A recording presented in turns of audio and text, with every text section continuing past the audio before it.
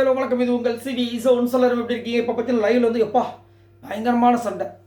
அதாவது கம்பெனி இந்த வேர்ட்ஸ் அப்படின்ற ஒரு விஷயத்தை வச்சு வந்து விஜய் பார்த்து அமுக்கணும்னு நினச்சாரு. ஆனால் அது வந்துட்டு அந்த பிஆர் ஆக்டிவிட்டின்ற ஒரு டாஸ்க் மூலமாக ஒரு பெரிய பூகம்பம் வெடித்து கடைசியில் வந்துட்டு உள்ளே வந்துட்டு ஒரு விளையாட்டு கேம் விளையாடாங்க பாருங்கள், அரோரா. அவங்களோட முகத்தை கிழிஞ்சு பயங்கரமாக இருந்துச்சு. அதை பற்றி பார்க்கலாம். அதுக்கு முன்னாடி பார்க்குற எல்லாருமே நம்மளோட சேனலை சப்ஸ்கிரைப் பண்ணிட்டு பாருங்கள், லைக் பண்ணுங்கள், கமெண்ட் பண்ணுங்கள், ஷேர் பண்ணுங்கள். இப்போ வாங்க இந்த வீடியோக்குள்ளே போகலாம். ஸோ பிஆர் ஆக்டிவிட்டி அப்படின்னு ஒரு டாஸ்க் வந்து பிக் பாஸ் கொடுத்துருந்தாங்க. அந்த டாஸ்க் வந்த உடனே நான் நினச்சேன், சரி என்னென்ன வரப்போகுதுன்னு பார்த்தா ஒரு ஷாக்கிங் இதுவாக அதிகப்படியாக வந்து சபரிக்கும் கமருதுக்கும் தான் பிஆர் இருக்குன்ற மாதிரி ஒரு விஷயம் வந்து இங்கே வருது. திவ்யா 3 பேரும்.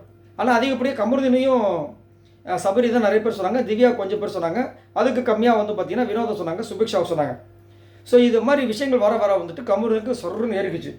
நான் வந்துட்டு ஒன்றுமே இல்லை, எங்களை காசு இல்லைன்னு நிறைய இடங்களில் சொல்லுவார்ல, ரொம்ப ஏழையாக இருக்குன்னு. ஆனால் ட்ரெஸ்ஸுக்கு மட்டும் வெளியே 2 லட்ச ரூபா கொடுத்துருந்துருக்காரு. ஒரு வாட்டி வந்து காஸ்டியூம் அனுப்புறதுக்கு வந்து 2 லட்ச ரூபா கொடுத்துருந்துருக்கு. அவரே வந்து ஒரு வாக்குமூலத்தை கொடுக்குறாரு.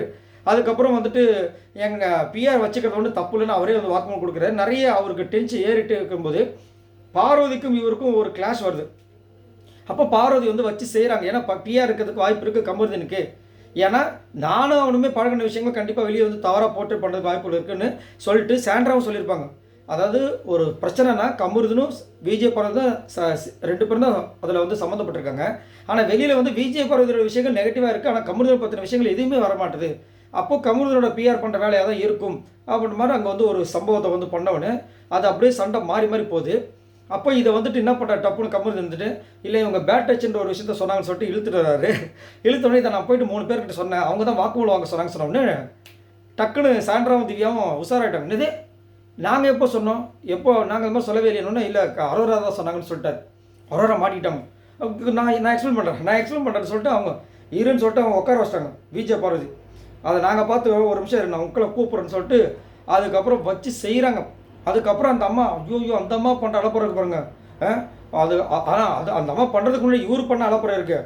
அதாவது நான் நெக்ஸ்ட் லெவலுக்கு போகணும், இந்த பொண்ணோட எனக்கு வந்து செட் ஆகாது, நான் அதனால தான் ஒரு வாக்குமூலம் வாங்கணும்னு நினச்சேன், அதை கேமரா முன்னாடி சொல்லி இது பண்ண நினச்சேன், எனக்கு வந்து லைஃப்பில் யாருமே இல்லைங்க, இந்த மாதிரி இந்த பொண்ணு இதை வந்து மன உளைச்சல் பண்ணுது, எனக்கு கேட்குறதுக்கு யாருமே இல்லையா, யாராவது ஹெல்ப் பண்ணுங்களேன்ற மாதிரி வந்துட்டு அப்படியே நடிக்கிறார். நீங்கள் நடிக்கிற இந்த அளவுக்கு நடிக்க வேண்டிய அவசியமே இல்லையே. நீங்கள் பண்ணுற விஷயங்கள் நாங்கள் 24 மணி நேரம் பார்த்துட்ருக்கோம். ஒரு வாரம் அரோரா கிட்ட முடிஞ்சு அதுக்கப்புறம் திரும்ப விஜய் பார்வதி இப்படி தானே போயிட்டு இருந்தது. இப்போ வெறும் விஜய் பார்வதினும் போது அவருக்கு வந்துட்டு உள்ளுக்குள்ளே ஏதோ ஒரு சம்திங் நடந்து அதுலேயும் வந்துட்டு அவங்க அந்த பேட் டச் அப்பட்ட ஒரு விஷயத்தை இவரே எடுத்தார். அதாவது தன்வினை தனிச்சுடும், இவருக்கு சூனியம் வச்சுக்கிட்ட மாதிரி. அன்னைக்கு வந்து அவங்க அம்மா வரதை பற்றி பேசுனது, அவங்க அம்மா இல்லை நான் 24 மணி நேரத்தில் எங்கள் அம்மா வந்து நான் வர வைக்க மாட்டேன்னு விஜய் பார்வதி அன்றைக்கி சொல்லியிருந்தாங்கன்னா இவ்வளோ பிரச்சனை வந்திருக்காது. ஆனால் என்ன காடு கிஃப்ட்டு தெரியுங்களா, இவ்வளோ பிரச்சனை வராமல் இருந்திருந்தா இப்போ இவருக்கும் இவரை பற்றியும் ஃபுல்லாக வந்து விஜய் பார்வதி தெரிஞ்சிருக்காது. விஜய் பார்வதி தவறான முடிவு எடுக்கிறதுக்கு வாய்ப்புகள் இருந்திருக்கும். பட் அந்த ஒரு விஷயத்தால் என்ன பண்ணுறாரு, ஃபஸ்ட் டைம் வந்து பேட் டச்சுன்ற ஒரு விஷயத்தை திரும்ப 60 நாள் கழிச்சு கமருதீன் எடுக்கிறாரு. இன்றைக்கி அதுக்கு ஒரு க்ளோஷர் கிடச்சிருச்சு. அந்த வாக்குமூலன்ற விஷயத்தை நான் தான் சொன்னேன்னு சொல்லிட்டு அரோரா வாயால் ஒத்துக்க வைக்கிறதுக்கு அது ஒரு விஷயமாக அமைஞ்சு போச்சு. செம்ம காமெடி. இதில் வேறு வந்து அப்படியே ஒரு சண்டை போயிட்டே இருக்குது. இவர் வந்து சொல்லிட்டு இருக்காரு, சொல்லி அந்த சபையில் வந்து சொல்கிறாரு, சொல்லி முடிச்சிட்டோன்னே எங்களுக்கு இடம் கொடுங்க கிளம்புங்கன்னு சொல்லுவோன்னே டக்குன்னு ஒரு வார்த்தை விட்டுறாரு. ரொம்ப கேவலமான ஒரு வார்த்தை போல இருக்குது. எல்லாருமே கோவப்பட்டு கேட்குறாங்க. நான் சொன்னது சாரி அப்படின்ற மாதிரி சொல்கிறாரு. ஆனால் என்ன வார்த்தைன்னு தெரில, ரொம்ப மட்டமான ஒரு வார்த்தையை அவர் யூஸ் பண்ணியிருக்காரு. இது எங்கே போய் முடிய போகுது தெரில. ஆனால் ஒரு சில பேர் வந்து என்ன தான் பேசினாலும் அவங்களுக்கு ரெட் கார்டோ எல்லோ கார்டோ இது வரைக்கும் கொடுக்கப்படவே இல்லை. இதுக்கப்புறமும் கொடுக்க போகிறாங்க. இன்னும் 3 வாரம் தான் இருக்குது. சரி, இதை பற்றி உங்களோட கருத்துக்களை சொல்லுங்கள்.